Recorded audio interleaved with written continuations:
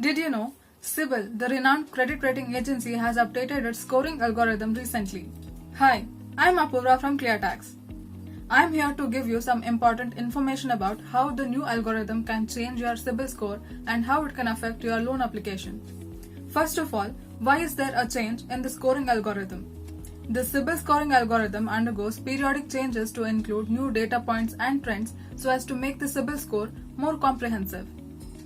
This mechanism can also increase the ability of the score to predict the possibility of a person defaulting on loan, repaying the loan, and the creditworthiness.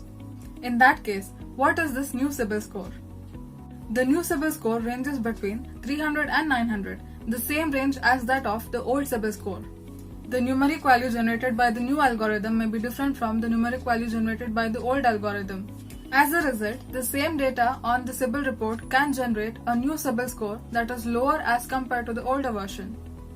This drop in the numeric value of the new CIBIL score does not mean that your credit profile has deteriorated.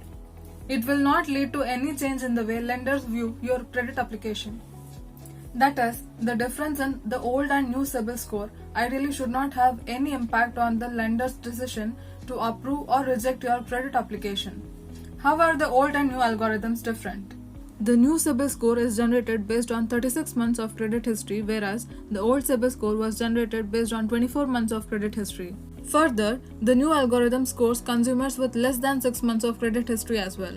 But in the case of previous algorithm, consumers had to build a minimum of 6-month credit history to get a score.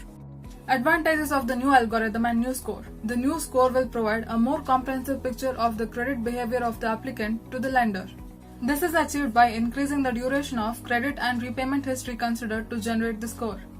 Therefore, the new CIBIL score will enable lenders to make better decisions on approving or rejecting loan applications based on more precise credit behavior of the applicant.